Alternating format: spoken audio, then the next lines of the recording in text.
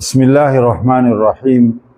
Assalamu alaikum wa rahmatullahi wa barakatuh. Ndugu zangu katika imani, tupo katika mwendelezo wa mazungumzo yetu juu ya faida na fadhila na malipo kutokana na swala mbalimbali za sunna na za faradhi, ambapo jana tulimaliza mazungumzo yetu juu ya swala ya Ijumaa.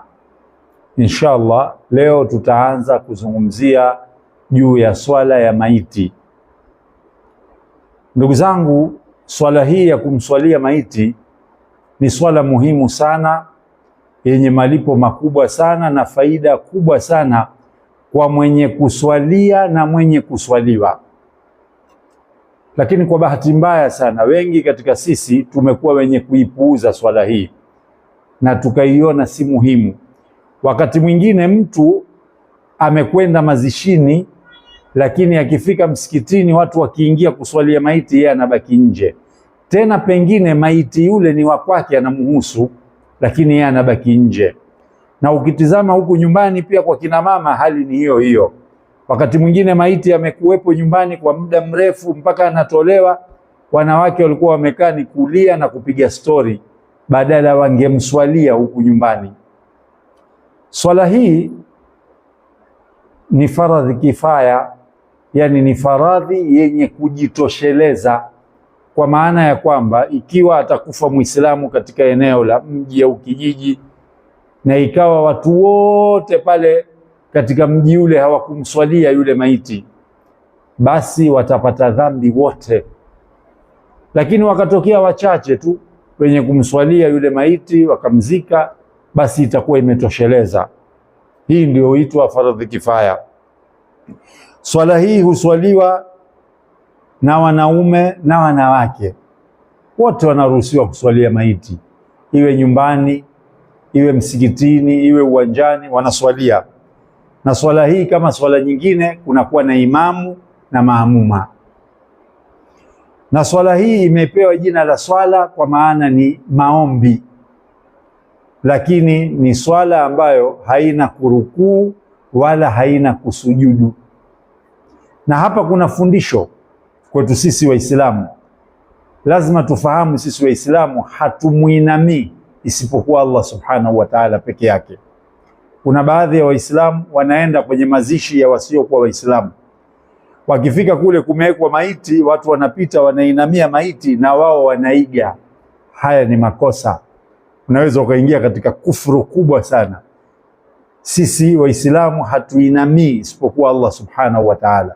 Ndio maana maiti wetu tunamswalia kwa kusimama.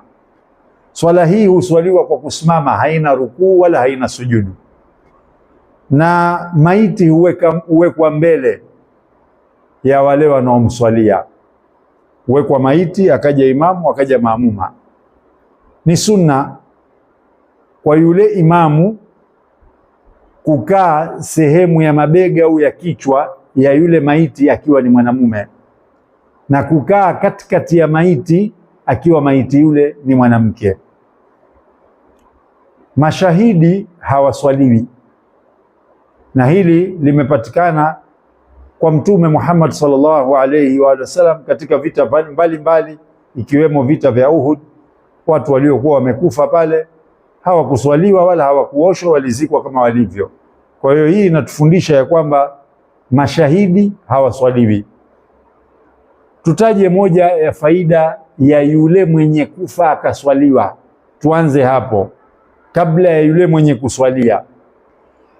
Katika hadithi iliyopokelewa na Abdullah bin Abbas radhiyallahu anhuma kutoka kwa Mtume Muhammad sallallahu alayhi wa alihi wasallam, anasema ma min rajuli muslim yamutu, hakuna katika mtu yoyote Muislamu atakayekufa, fayakumu ala janazati, wakawa wamesimama katika jeneza yake, yani wanamswalia, 40 rajulan, watu 40, la yushrikuna billahi shay'an, ambao hawakupata kumshirikisha Allah subhanahu wa ta'ala, illa shafahumullahu fi, isipokuwa Allah subhanahu wa ta'ala atajalia ile swala yao itakuwa ni shifaa kwake, ni maombolezo kwake. Ndugu zangu katika imani, hapa tunapata faida kwamba kila tukiwa wengi katika kumswalia maiti ni bora, kwa sababu huenda tukapatikana kati yetu sisi watu 40 ambao hatujawahi kumshirikisha Allah, ikawa ni sababu ya kushifaiwa yule maiti wetu. Kwa hiyo tusiwe wachache katika kwenye kumswalia maiti. Na swala hii kama swala nyingine ina shuruti zake, ina nguzo zake, ina suna zake. Kwa leo tuzitaje shuruti ili kufidia muda. Shuruti za kuswalia maiti ni 7. Ya kwanza ni Uislamu, na hili linapatikana katika kila ibada. Lazima mwenye kuswaliwa awe Muislamu na mwenye kuswalia pia awe Muislamu. Na hapa tunapata ushahidi kutoka kwake Allah subhanahu wa ta'ala mwenyewe alipomwambia Mtume sallallahu alaihi wasallam, na ndio tumeambiwa mimi na wewe. Allah amesema, a'udhu billahi minash shaitani rajim wala tusalli ala ahadin minhum mata abada wala takum ala qabrihi. Allah subhanahu wa ta'ala anasema, wala usije kusimama kumswalia mmoja wao atakayekuwa amekufa katika hao makafiri, wala usije ukasimama katika kaburi lao kumwombea. Mtu ambaye sio Muislamu hutakiwi kumswalia wala kwenda kumwombea katika kaburi lake. Sharti ya pili ni nia. Wanawachuoni wengine wakaiweka katika nguzo hii, lakini tunasema sharti ya pili ni nia. Lazima uwe na nia ya kumswalia maiti, tena ujue unayemswalia ni maiti mwanamume, ni mwanamke, ni mtoto, kwa sababu katika dua utatofautisha. Sharti ya tatu, mwenye kuswalia lazima awe ni mtu mzima baligh, mwenye akili zake timamu. Mtoto hawajibikiwi kuswalia maiti, wala mwenda wazimu hawajibikiwi na hilo. Sharti la 4 ni kuelekea kibla. Tunaelekea kibla kama tunavyoswali swala nyingine. Sharti la 5 ni kuwepo maiti mbele pale tunaposwali. Maiti anakuwa mbele yetu. Hii ni kwa maiti ambaye amekufa katika eneo lile. Mtu anazikwa hapa katika mji huu, basi tunakuwa naye pale tunapomswalia. Ama maiti aliyekuwa yuko mbali, hapa kuna ikhtilafu, kuna tofauti baina ya wanawachuoni.